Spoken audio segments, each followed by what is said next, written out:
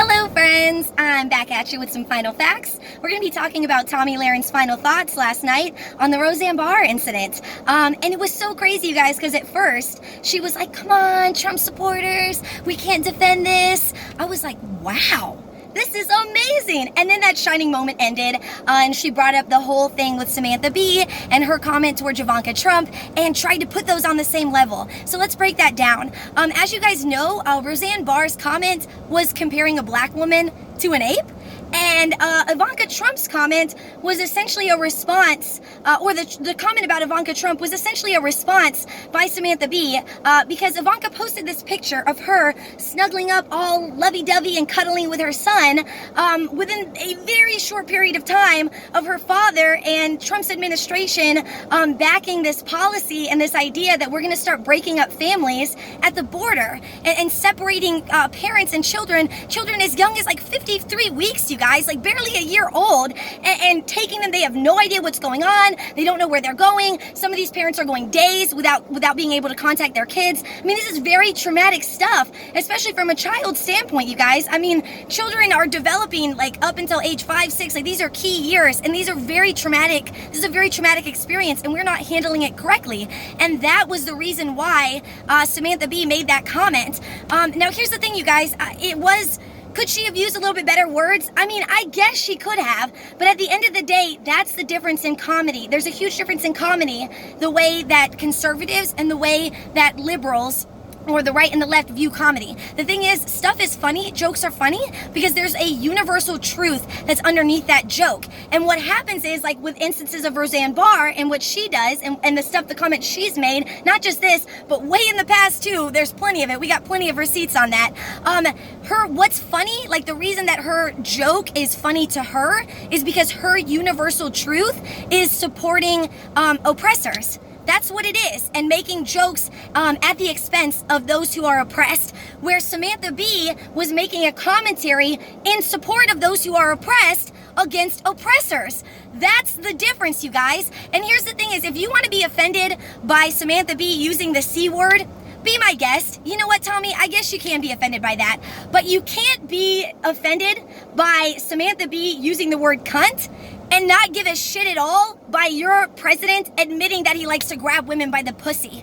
Are you kidding me, dude? Are you kidding me? Like you can't sit here and say that we need to hold ourselves accountable, you guys. When we mess up and we say or do the right things, we need to hold ourselves accountable. When have you ever held Trump accountable? Scroll through just 2 days worth of his tweets. Come on. Are you kidding me, dude? Are you kidding me? And this, Tommy is so, remember Tommy, you just got the water thrown on you and you said, oh my gosh, you guys, we shouldn't be physically assaulting people just because we disagree. Come on, that's a line, you guys, that's a line. Now, Tommy, now it's a line? But it wasn't a line during all of Trump's rallies when he literally incited violence and told people to be violent with people that disagreed with Trump. He even said at one of his rallies on recording, on record, he said, if you fight somebody and one of my supporters gets in trouble with the law or goes to jail for fighting someone for me, I'll pay your legal fees. I'll get you out.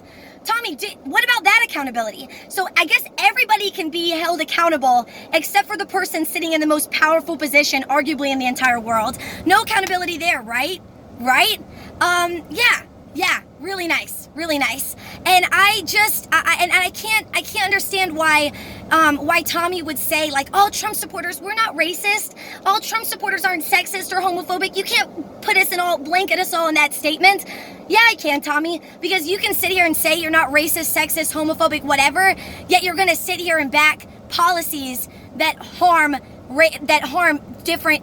Americans based on racist, sexist, and homophobic ideologies. Like, you're gonna sit here and back every single time a cop murders an innocent black American. You're not gonna do anything, and they get off without consequence. You're not gonna do anything about the LGBTQ plus Americans who are worried about losing their right to adopt, or losing their right to serve their own country, or losing their right to be able to use the bathroom that they want to use, or use the pronouns that they want to use. You're not gonna defend women, Tommy. You're still not defending women, as our rights choice is being chipped away in like all these different states, and Trump's doing nothing about it. Like, come on, dude. What are you talking about? You can sit here and say you guys aren't racist, sexist, or homophobic, but here you are backing all those ideologies. Those are my final thoughts. Those are my final facts to your final thoughts. Those are the final facts. Feel free to disagree, although I know you won't, because the thing is, Tommy, you think that you have some moral high ground, because you're like, I would never make comments like Roseanne Barr, and I would never make an action or act the way that lawyer acted, Aaron Schlossberg, that recently got fired and had all that shit happen because he told some people in a restaurant they couldn't speak Spanish, she would deport them and call ICE. Tommy claims she would never say or do those things.